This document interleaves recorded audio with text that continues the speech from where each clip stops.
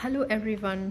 तो आज हम लोग पढ़ने वाले हैं टेड ह्यूजेस की एक बहुत ही अच्छी सी पोएम जिसका नाम है क्रो अलाइट्स।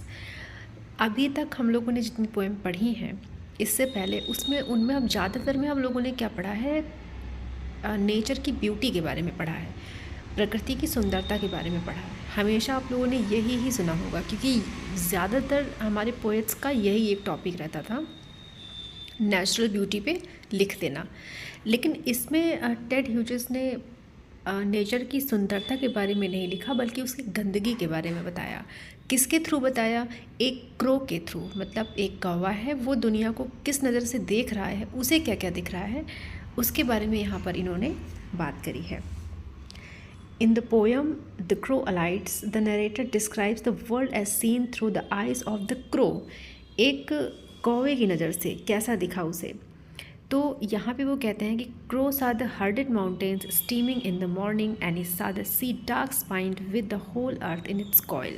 वो कहते हैं कि कौवे ने देखा, क्या देखा? hardest mountains, पहाड़ों के झुंड देखे। स्टीमिंग इन द मॉर्निंग, जो सुबह के समय पर धुंध छाई रहती है उसके बारे में कह रहे हैं कि क्रो वो देख रहा है। एंड ही सॉ द सी, फिर उसने समुद्र को देखा और वो ऐसा लग रहा था समुद्र को जैसे उसने चारों तरफ से पृथ्वी के तरफ से लिपटी हुई एक कुंडली टाइप की, dark spined in with the whole earth in its coil. मतलब कि पृथ्वी के किनारों पर चारों तरफ लिपटा हुआ दिख रहा है, क्या? समुद्र, जैसे सांप लिपटा होता है। ही saw the stars fuming away into the black, उसने तारों को देखा कि वो किस तरह से काले आसमान में चमचमा रहे हैं या उसका उजाला जो है वो पड़ रहा है। Mushrooms of the nothing forest clouding their spines, और वो देख रहा है कि मशरूम्स जो हैं वो किस तरह से गंदगी में एक ही जगह उगे हुए हैं और इतने ज़्यादा मात्रा में उगे हुए हैं कि वो एक जंगल जैसा दिख रहे हैं। जो मशरूम से हमारे ये एक यहाँ पर थोड़ा सा गंदगी का ही एक प्रतीक होता है मशरूम, क्योंकि वो गंदगी में उगता है अपने आप। जो उगता है, जो उगाया जाता है उसकी बात नहीं हो रही यहाँ पे, जो उग आते हैं जंगलों में मशरूम्स उसकी बात कर रहा है। द वायरस ऑफ गॉड, वो क्या है? वो विषाणु है, वायरस है, किसके? गॉड के। He shivered with the horror of creation, वो जैसे हम कोई बहुत गंदी वाली गंदगी सी कोई चीज़ देख लेते हैं तो बॉडी में एक जो सिहरन टाइप की हो जाती है, तो वो कह रहे हैं कि वैसे ही कौवे को हुआ जब उसने इस हॉरर क्रिएशन को देखा, गॉड की जो एक यक मूवमेंट जो मतलब उसने फील किया, तो उसकी बॉडी शिवर्ड हो गई।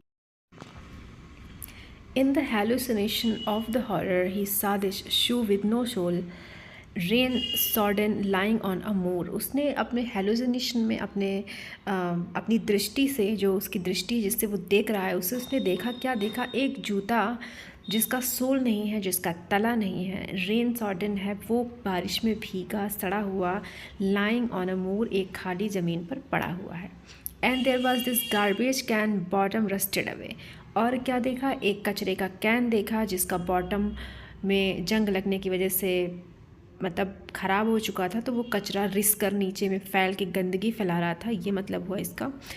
अ playing place of the wind in a waste of puddles, एक हवा के खेलने की जगह वो, क्योंकि वहाँ और कुछ नहीं है, गंदगी है, हवा चल रही है, और जो पडल्स हैं, जो मिट्टी के गड्ढे हैं, उनमें वेस्टेज भरा हुआ है, उनमें मतलब गंदा है, बहुत ही ज़्यादा गंदगी बता रहे हैं। There was this coat in the dark cupboard, और उस कौवे ने क्या देखा? एक कोट देखा, किसमें? एक अंधेरे कमरे की अलमारी में कि एक कोट रखा हुआ है। In the silent room in the silent house, एक शांति भरे घर में, एक शांत कमरे में। ये एक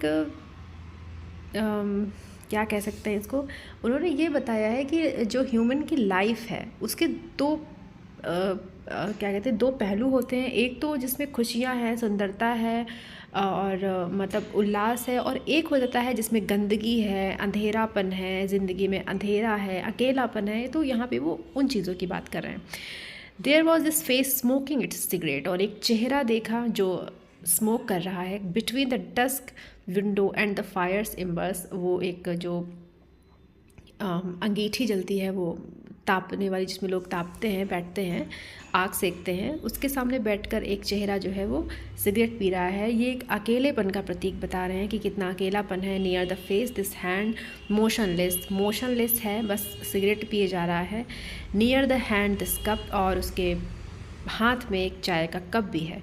क्रो ब्लिंक्ड, ही ब्लिंक्ड, नथिंग फेडेड। वो क्रो ने अपनी आंखें पलक झपकाई कि शायद मैं कुछ गलत देख रहा हूँ, ये पलक झपकाने से चीज़ें ठीक हो जाती हैं, लेकिन ऐसा नहीं हुआ। He stared at the evidence, nothing escaped him. उसने फिर से आंखें खोली तो सारे एविडेंस सामने ही थे, तो कुछ भी, मतलब जो असलियत है, जो सच्चाई होती है, जो ज़िंदगी होती है, उससे व्यक्ति कभी भी पीछा नहीं छुड़ा सकता। और ये सब कुछ भी लाइफ का एक हिस्सा होती है, खूबसूरती भी और गंदगी भी।